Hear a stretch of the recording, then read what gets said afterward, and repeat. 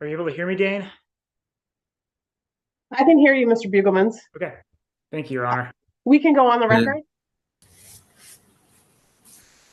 Thank you, Your Honor. Thank you very much. Thank you.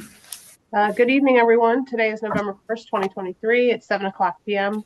We're here for a public hearing of the Maryland Public Service Commission. Mr. Albert, I'm just going to mute you because you have some background noise. You'll have to unmute when you're going to speak.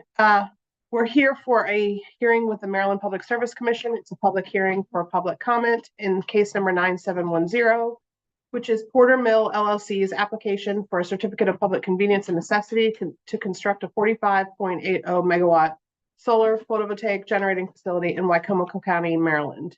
We'll start with appearances. Go ahead, Mr. Bugelmans, or someone from Porter Mill. Sure. David Bugelmans, I'm counsel for the project. We're also joined this evening by Mr. Kevin Clark from Urban Grid, the developer of the project, as well as Dane Bauer and Melissa Hall from H&B Solutions, who are the environmental consultants for this project. Thank you. While we're taking appearances, I'm going to try to fix my video settings. Do we have anyone from PPRP? Hi, Your Honor. This is Ginny Rogers with PPRP, and Sandra McLemore is having connection issues. I'm here now. Okay. I just got here. You want to talk? Go ahead. So Sandra McLemore on behalf of the Power Plant Research Program, and Ginny Rogers is also here. Thank you, Ms. McLemore. Do we have anyone from staff? I'm sorry, did you say staff, Your Honor? Yes. Yeah, that's Kenneth Albert on behalf of commission staff. Okay, thank you. And OPC? Yes, this is Brock Miller on behalf of OPC. Good evening, Mr. Miller.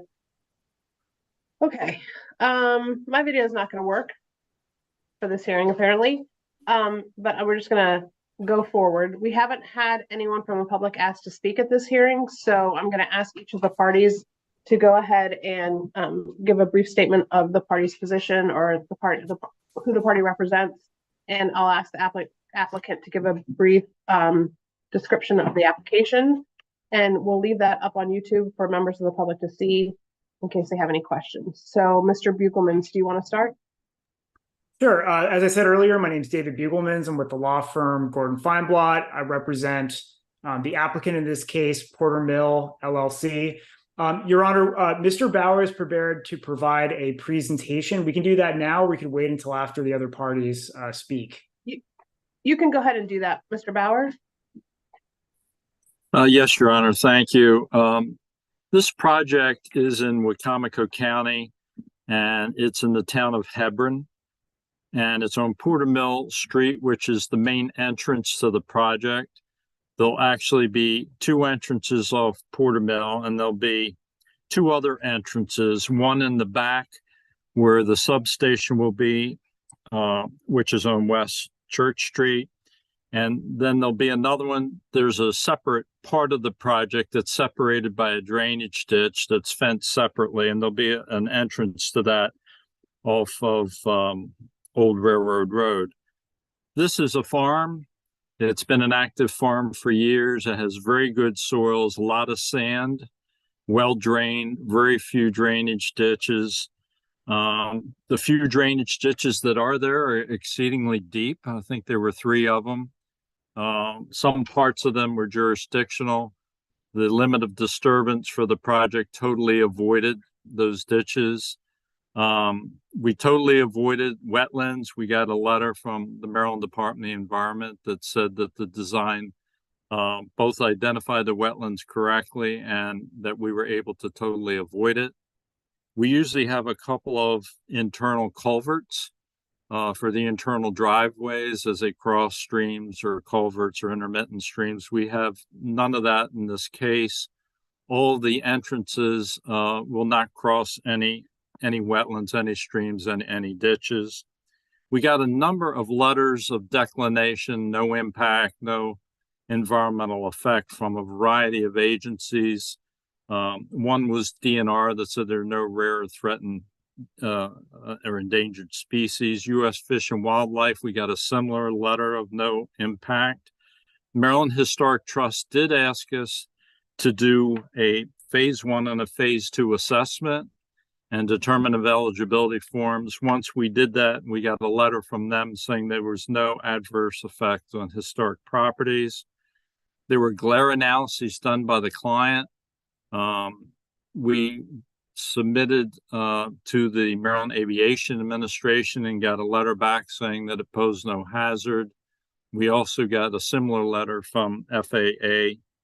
This project's going to connect to the Hebron substation, which is on West Church Street. It's almost diagonally across, maybe a block away from the substation that we're building on the property. And the interconnection will be an overhead line tap, but the crossing of the street will be done with directional drilling, so there's no impact there as well. There is a stream on the property. It's in a wooded area, which is to the east of the property and serves as a buffer. We're more than 100 feet away from the stream, and there's no impact there. It's actually Wastico Creek, which drains to Nassawango and then into the Chesapeake Bay. Probably should point out that there's a 35-foot buffer that's proposed, a planted buffer, a screen around the entire property on the Route 50 side and down Porter Mill, and then on Railroad and West Church Streets. There isn't one on the east side of the property because that's the heavily wooded section of the property. The soils are, as I mentioned, are exceedingly well drained and sandy, and there have been a lot of variety of crops. They've been rotated over the years. They've grown watermelon there, they've grown sod, they've grown corn, they've grown soybean, and they've all done exceedingly well. There's no grades. There won't be any stormwater structures. It'll be just surface drainage and non-rooftop disconnection credits.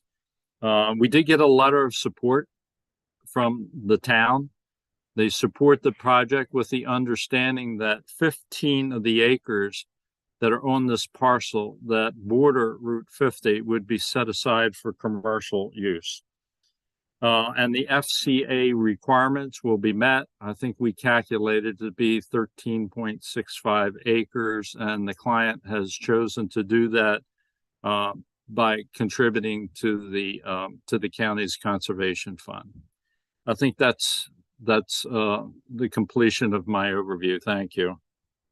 Thank you, Mr. Bauer. PPRP, do you want to make a statement about what your role is in this proceeding?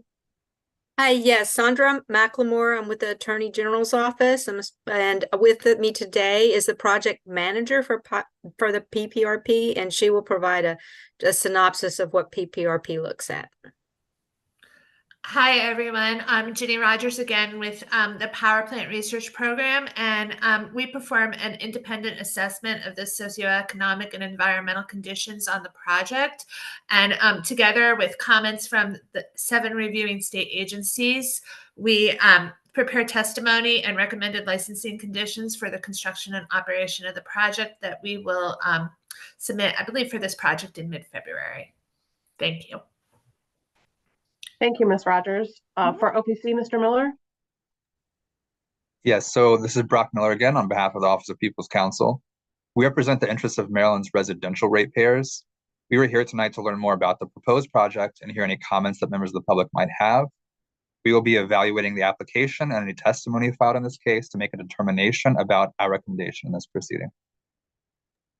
Thank you, Mr. Miller. And staff? Kenneth Albert again for staff. We will be, as always, reviewing the application, with a focus on impact on public interest, with taking into account all relevant factors. Specifically, in terms of our testimony, we will focus on the impact on the distribution grid, in this instance, Delmarva Power and Light at that Hebron substation. Make sure that there will be the injection of this power into the grid will not have any harmful impacts on the grid. All right, thank you. Copies of the application are available for public inspection at the Town of Hebron Town Hall, 100 North Main Street in Hebron, Maryland, 21830.